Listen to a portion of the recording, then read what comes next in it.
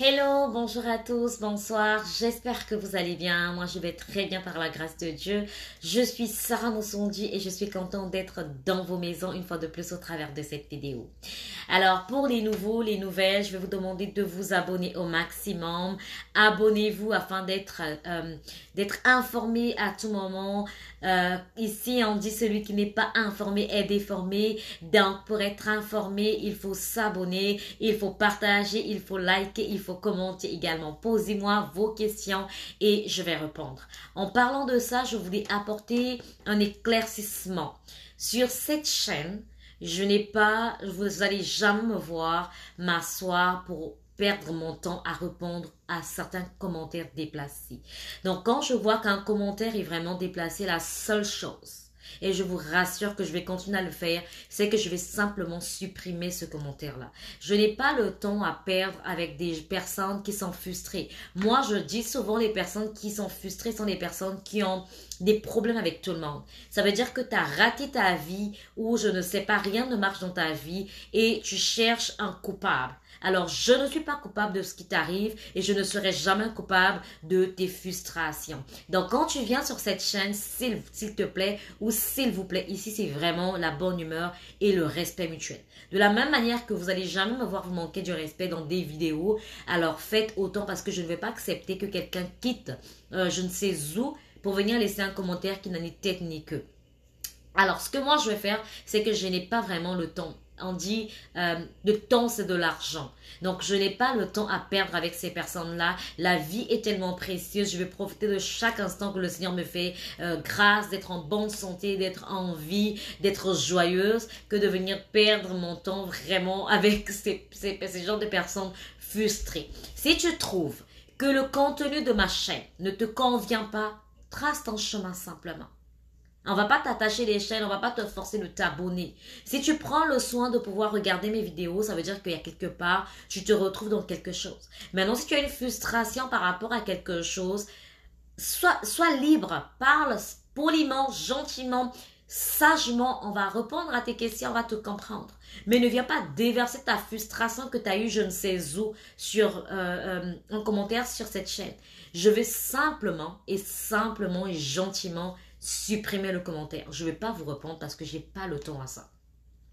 Et je vais aussi demander, supplier toutes les personnes vraiment qui regardent mes vidéos de ne pas perdre votre temps à répondre à ces personnes-là. Ça va simplement faire à ce que vous puissiez vous arrêter. Vous savez, il y a certaines personnes qui sont nées juste pour mettre leur but et leur objectif, c'est vraiment de pouvoir mettre des cales dans la vie des autres. Mais moi, je ne suis pas la personne que vous allez mettre des cales parce que moi, je suis un enfant de Dieu. Et j'ai été choisie par Dieu. Donc, quand tu vas venir mettre des cales dans ma vie, c'est dans ta propre vie que tu vas mettre des cales. C'est simplement pour dire que moi, je suis désolée, je ne suis pas, comme je vous ai dit, il y a certains commentaires que j'ai vus, certaines personnes qui disent tu es venu chercher de l'argent sur YouTube ou certaines m'ont même dit que arrêtez d'escroquer les gens, le Canada, comme si je vivais pas au Canada. Je vis au Canada, je suis citoyenne.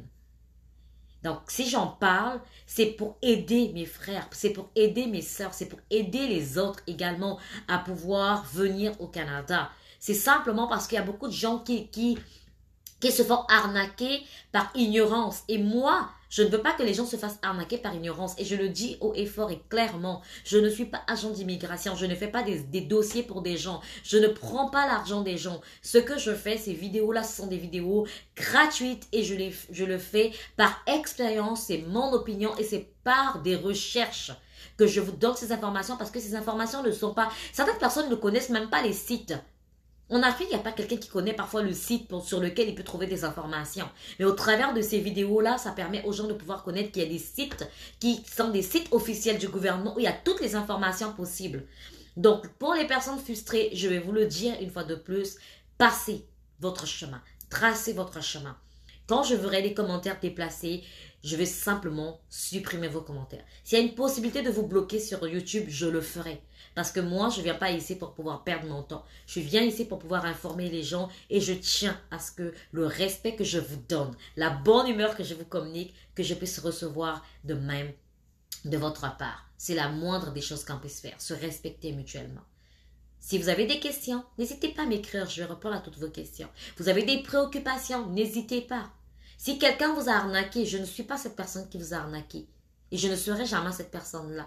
Quand on me demande quelle est ton adresse courriel, je dis haut et fort, posez-moi des questions, soit ici ou soit sur Messenger, simplement pour faire des recherches. Donc, ce que je veux dire aujourd'hui, c'est basé sur une recherche parce qu'on m'a posé une question.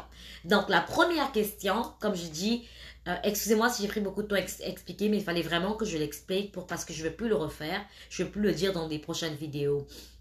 Donc, certaines personnes m'ont écrit, m'ont dit, oui, mais moi j'ai postulé depuis l'extérieur plusieurs fois, ça n'a pas fonctionné, ça ne fonctionne pas. Ok. Le but, quand je dis toujours, quand je fais des vidéos, ce n'est pas seulement, je vous le dis haut et fort, ce n'est pas seulement de postuler, mais c'est de savoir est-ce que ton CV peut convaincre l'employeur. Parce que c'est ça. Que tu sois au Canada ou hors du Canada, si ton CV n'est pas conforme à la demande, malheureusement, tu ne seras pas employé. Il faut que ton CV puisse vraiment convaincre la personne qui lit ton CV. Généralement, les employeurs, ils ont beaucoup de demandes. Donc, ils ne vont pas perdre vraiment comme 10 minutes, 15 minutes ou 20 minutes sur un seul CV. Ils vont essayer de survoler un peu le CV. C'est pour ça qu'on dit qu'il faut vraiment mettre des choses, des informations pertinentes au début. Des informations qui captent, qui l'attention de l'employeur, qui va faire à ce que l'employeur puisse s'arrêter sur votre CV pour pouvoir examiner votre CV en profondeur. Et en ce moment-là, quand il va voir que vous remplissez les critères par rapport au poste, il va vous contacter. Mais si vous mettez un CV juste un CV que vous avez fait, je ne sais pas, il y a 5 ans, il y a 10 ans, qui est resté là, vous n'avez jamais mis à jour votre CV, vous ne personnalisez pas votre CV en fonction de la demande. C'est normal que vous ne puissiez pas recevoir comment je peux dire, d'entretien. Ok, donc la première des choses, c'est vraiment de pouvoir revoir son CV, de personnaliser son CV en fonction de la demande. Ça, c'est la première des choses. Et concernant une autre question qui m'avait été posée concernant le visa visiteur, je voulais apporter un éclaircissement à la réponse que j'avais donnée dans un commentaire. Alors, comme je dis, moi, je vais vraiment faire des recherches et je me suis dit, pourquoi pas faire des recherches là-dessus. Donc, la nouvelle politique d'intérêt public temporaire permettra aux visiteurs de demander un permis de travailleur sans avoir à quitter le Canada. Donc, c'est un communiqué de presse qui a été révisé le 25 août. Et le changement destiné à profiter aux employeurs qui ont encore de la difficulté à trouver des travailleurs. Donc, le 24 août 2020, Ottawa avait décidé que les visiteurs qui se trouvent actuellement au Canada et qui ont une offre d'emploi valide pourront demander un permis de travail propre à leur employeur. OK? Donc, on a bien dit les visiteurs qui se trouvent actuellement au Canada et qui ont une offre d'emploi. Donc, c'est deux conditions. Vous vous trouvez actuellement au Canada et vous avez une offre d'emploi valide, vous pourrez en ce moment-là demander un permis de travail. Si la demande est approuvée, recevoir le permis sans avoir quitté le pays grâce à une nouvelle politique publique annoncée depuis le mois d'août par l'honorable Marco E.L. C'est son nom, le ministre de l'Immigration, des Réfugiés et de Citoyenneté Canada. Je ne vais pas citer tout son nom, c'est assez long. Donc, vous allez m'excuser. Ce changement de politique temporaire entre en vigueur immédiatement et profitera aux employeurs du Canada qui ont encore de la difficulté à trouver les travailleurs dont ils ont besoin, ainsi qu'aux résidents temporaires qui aimeraient travailler avec leurs compétences à la reprise du Canada après la pandémie de COVID-19.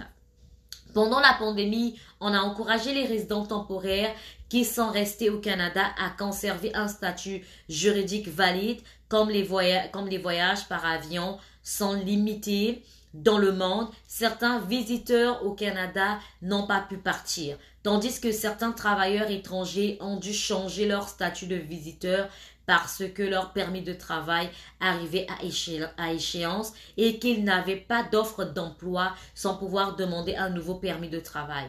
Certains employeurs au Canada ont également été confrontés à la pénurie de main-d'œuvre et de compétences tout au long de cette période, notamment ceux qui fournissent des biens et des services importants sur lesquels compte la population canadienne.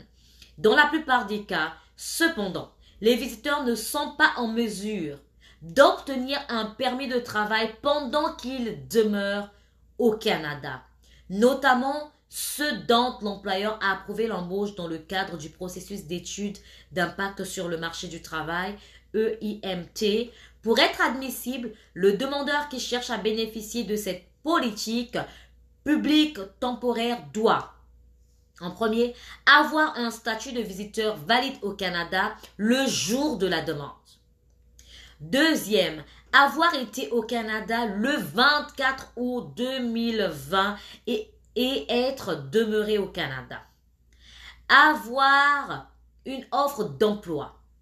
Présenter au plus tard le 31 mars 2021 une demande de permis de travail propre à un employeur qui est appuyé par une étude d'impact sur le marché du travail ou une offre d'emploi dispensée. Satisfaire à tous les autres critères d'admissibilité standards.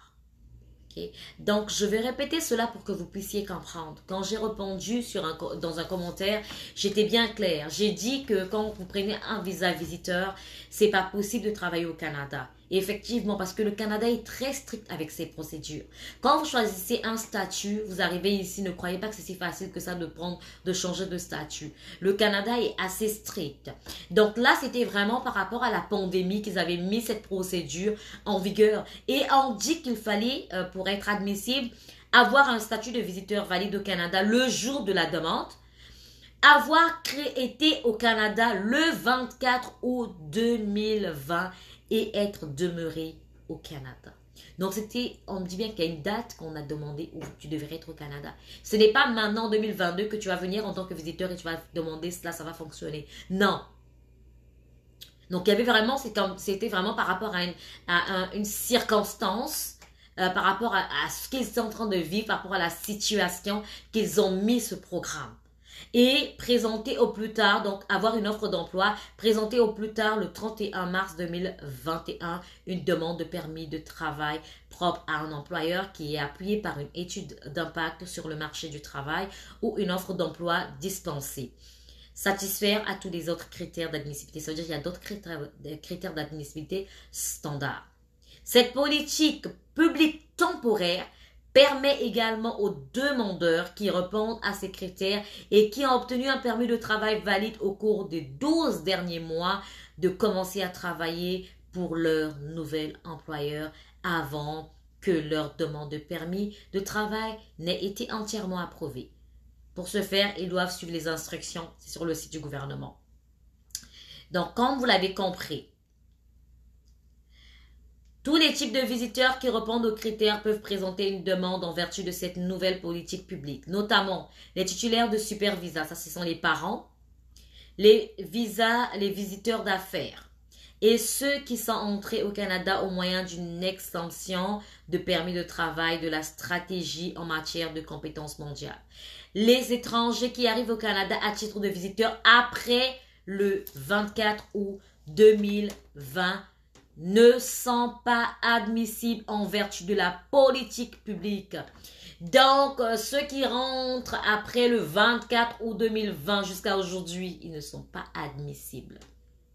Donc, quand tu prends un visa visiteur, tu restes visiteur et après, quand ta date de retour, et tu dois repartir. Est arrivé, tu dois repartir. Donc, avant cette politique publique temporaire, une personne qui présentait une demande à titre de résident temporaire devrait généralement demander son permis de travail initial avant de venir au Canada. Si celle-ci était déjà au Canada avec le statut de visiteur au moment où elle était approuvée pour un permis de travail, elle devrait alors quitter le Canada et revenir avant que son permis de travail ne lui soit délivré. Donc, je pense que j'ai été claire. Ça, c'est vraiment pour répondre à la question de visa visiteur parce qu'il y a beaucoup de personnes qui m'ont demandé est-ce qu'on peut venir au Canada en tant que visiteur et par la suite changer de statut. Donc, vous avez la réponse. Ce n'est pas moi. Je mettrai également le lien du site du gouvernement où il y a toutes ces informations en barre de description de cette vidéo. Vous pourrez cliquer dessus et vous allez aller lire tranquillement tous les détails que je viens de vous donner. Alors, comme je dis, ce sont des détails que j'ai pris sur le site du gouvernement. Ce ne sont pas mes opinions, ce ne sont pas mes notes écrites parce que j'ai réfléchi, j'ai commencé à inventer des choses. Non, c'est vraiment sur le site du gouvernement, ce sont des informations officielles que quand une personne fait un visa visiteur, la personne a, je pense, 6 mois et doit quitter le territoire. Si tu veux faire un permis de travail, tu attends ton permis de travail dans ton pays. Quand ton visa de travailleur qualifié est approuvé, en ce moment-là, tu reviens pour pouvoir travailler au Canada avec le statut de travailleur qualifié. Mais tu peux pas venir ici avec un visa visiteur et par la suite changer de statut. Crois-moi, le Canada est assez strict pour ça. Ceux qui viennent pour les études, quand leur visa d'études prend fin et que certains ont travaillé sans pourtant vraiment renouveler leur permis de travail parce qu'ils se disaient oui j'ai fini les études, j'ai encore mon permis n'est pas encore expiré, je peux continuer. Il y a beaucoup qui se sont fait renvoyer du territoire canadien parce qu'ils n'ont pas respecté cela et ils ont même eu l'interdiction de mettre pied sur le territoire canadien pendant au moins 2 ou 3 ans. Donc il faut vraiment veiller à ce que vous puissiez faire des choses correctement, pas dans la précipitation, pas sans avoir eu les informations nécessaires afin de pouvoir faire votre procédure comme il se doit. Donc, tantôt, vous avez écouté, on a parlé de visa, de super visa. Certaines personnes me poseront la question de savoir le super visa, c'est quoi. Donc, dans la prochaine vidéo, je vais vous parler du super visa pour parents et grands-parents. Je vais vous détailler exactement c'est quoi le super visa et également ce qu'il faut faire pour pouvoir faire venir vos parents et vos grands-parents et qui a droit à faire l'invitation pour un super visa parce qu'il y a beaucoup de thèses, il y a beaucoup de problèmes, il y a beaucoup de questionnements derrière cela. On va le détailler dans la prochaine vidéo ensemble. Je vous dis à très bientôt pour une autre vidéo. N'oubliez pas, partagez, likez et commentez. Vous avez des questions? Posez-moi des questions, je ferai des recherches pour vous et je viendrai avec un éclaircissement clair et net à propos de vos questions. N'oubliez pas, ceux qui ont des frustrations, ne venez pas déverser votre frustration sur cette chaîne, s'il vous plaît. Avec tout le respect que je vous dois, je vous répète encore, ceux qui vont mettre des mauvais commentaires, des commentaires déplacés, je vais simplement supprimer vos commentaires sans pourtant commenter parce que je n'ai pas le temps pour ça. Je ne suis pas venue sur YouTube pour chercher de l'argent. Sachez d'escroquer les gens, il y a plusieurs façons. J'allais ouvrir peut-être une agence et tout. Il y a beaucoup de gens qui veulent voyager, je pouvais le faire. Mais si je ne le fais pas, c'est parce que je crains en premier Dieu. Je crains Dieu parce que seul lui a le pouvoir sur ma vie. Et je crains de faire de mal à mon frère parce que ce mal-là peut me revenir. Vous savez, quand quelqu'un verse des larmes pour vous, c'est une malédiction. Ce sont des charbons ardents sur votre tête. Alors moi, je vais être en paix avec moi-même, avec les gens et cela pour mon bien et pour le bien de ma famille également. Je vous aime énormément. On se dit à très bientôt pour une autre vidéo. Je vous souhaite une excellente soirée. À très bientôt.